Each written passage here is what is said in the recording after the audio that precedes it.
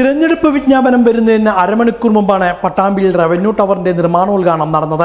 നാളെയാണ് നേരത്തെ നിർമ്മാണോദ്ഘാടനം നിശ്ചയിച്ചിരുന്നെങ്കിലും തിരഞ്ഞെടുപ്പ് തീയതി പ്രഖ്യാപനം ഞായറാഴ്ച 4 മണിക്കുണ്ടാകുമെന്നറിഞ്ഞതോടെയാണ് ഉദ്ഘാടനം ഉച്ചയ്ക്ക് ശേഷം നടത്താൻ തീരുമാനിച്ചത്.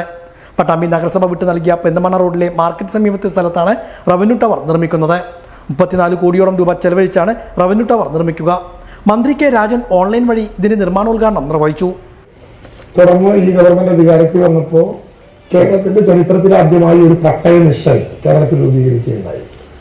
നാട്ടിലെ മുഴുവൻ 140 നിയോജക മണ്ഡലത്തിലെയും MLA-മാർ അധ്യക്ഷന്മാരായി ആ നിയോജക മണ്ഡലത്തിലെ പഞ്ചായത്ത് മെമ്പർമാർ വരെയുള്ള മുഴുവൻ ജനപ്രതിനിധികൾക്കും പങ്കാളികളാകാൻ കഴിഞ്ഞ് അവിടെ വെച്ച് ഈ നാട്ടിലെ ഓരോ പട്ടയ പ്രശ്നങ്ങളും അവതരിപ്പിക്കാൻ ജനപ്രതിനിധികൾക്ക് അവസരം കൊടുത്ത് ആ പട്ടയ പ്രശ്നങ്ങളെ തഹസിൽദാരിൽ കുറയാത്തൊരു നോഡൽ ഓഫീസറായിട്ടുള്ള ഉദ്യോഗസ്ഥൻ കോർഡിനേറ്റ് താലൂക്കിലോ ജില്ലയിലോ ചേർക്കേണ്ട പ്രശ്നങ്ങൾ അവിടെ പരിഹരിച്ച് അതല്ലാത്തവ പട്ടയ ഡാഷ്ബോർഡിലേക്ക് ഉൾപ്പെടുത്താൻ പറ്റുന്ന അത്ഭുതകരമായിട്ടുള്ളൊരു മാറ്റമായിരുന്നു പട്ടയ മിഷൻ. എല്ലാ സർക്കാർ ഓഫീസുകളും ഒരു കുടക്കീഴിൽ കൊണ്ടുവരികയാണ് റവന്യൂ ടവറിലൂടെ ലക്ഷ്യമിടുന്നതെന്ന് മുഹമ്മദ് മൂസിൻ MLA പറഞ്ഞു.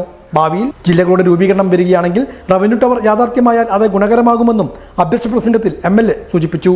എല്ലാ ഓഫീസുകളും ഒരു കുടക്കീഴിൽ വരുമ്പോൾ തന്നെ പൊതുജനങ്ങൾക്ക് ഏറെ പ്രയോജനമുള്ള രീതിയിലേക്ക് അതിനെ മാറ്റുകയും എല്ലാ തരത്തിലുള്ള സൗകര്യങ്ങളും അതിനുവേണ്ടി ഒരുക്കുകയും ചെയ്യുക എന്ന ലക്ഷ്യത്തോടു കൂടിയാണ് ഈ റവന്യൂ ടവർ ഇവിടെ യാഥാർത്ഥ്യമാക്കുന്നത്. പട്ടാമ്പി മണ്ഡലത്തിലെ 2ാമത്തെ പ്രധാനപ്പെട്ട ടവറാണ് നമ്മുടെ ഗവൺമെന്റ് ആരംഭിച്ച കിഫ്ബി ഫണ്ട് ഉപയോഗിച്ചുകൊണ്ട് യാഥാർത്ഥ്യമാകാൻ പോകുന്നത്. ആദ്യത്തെ ഈ മുനിസിപ്പൽ ടവർ ഏറ്റവും മികച്ച സൗകര്യങ്ങളോടുകൂടിയുള്ള മുനിസിപ്പാലിറ്റിക്കുള്ള ആസ്ഥാന മന്ദിരമായി മാറുകയാണ്. 100% കിഫ്ബി ഫണ്ട് ഉപയോഗിച്ചുകൊണ്ട് ആണ് ഇത് നിർമ്മിക്കുന്നത്. അതോടൊപ്പം തന്നെ റവന്യൂ ടവറും 34 കോടി രൂപയാണ് അതിനുവേണ്ടി കിഫ്ബി അനുവദിച്ചത്. അതിൽ നിലവിലുള്ള താലൂക്ക് ഓഫീസിലുള്ള എല്ലാ കെട്ടിടങ്ങളും ഇതിലേക്ക് മാറും. ഒപ്പം തന്നെ പുറത്ത് വാടക കെട്ടിടത്തിലും മറ്റും പ്രവർത്തിക്കുന്ന ലീഗൽ മെട്രോളജി ഓഫീസ് അടക്കമുള്ള മറ്റു ഓഫീസുകളും ഇതിന്റെ ഭാഗമായി ചേരും. നിലവിലുള്ള നമ്മുടെ വില്ലേജ് ഓഫീസ്, ആ വില്ലേജ് ഓഫീസും ഈ റവന്യൂ ടവറിലേക്ക് മാറും.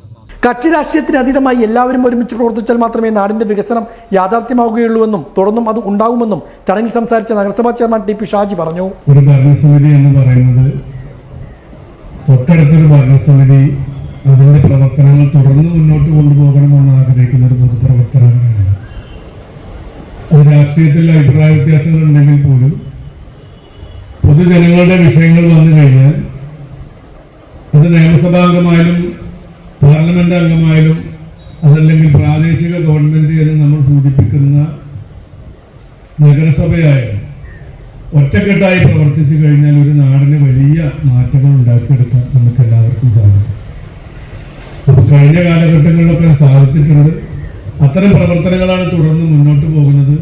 ഇനിയും അത്തരം പ്രവർത്തനങ്ങളുമായി മുന്നോട്ട് പോകുന്നത് മാത്രമേ ആവശ്യം. ഓങ്ങല്ലൂർ ഗ്രാമപഞ്ചായത്ത് പ്രസിഡന്റ് PP വിജയൻ, പട്ടാമ്പി നഗരസഭ vice chairperson Asna Aneefa, T Gopalakrishnan, MN Karunakaran, മറ്റു ജനപ്രതിനിധികൾ, ഉദ്യോഗസ്ഥർ തുടങ്ങിയവരും ചടങ്ങിൽ പങ്കെടുത്ത് സംസാരിച്ചു.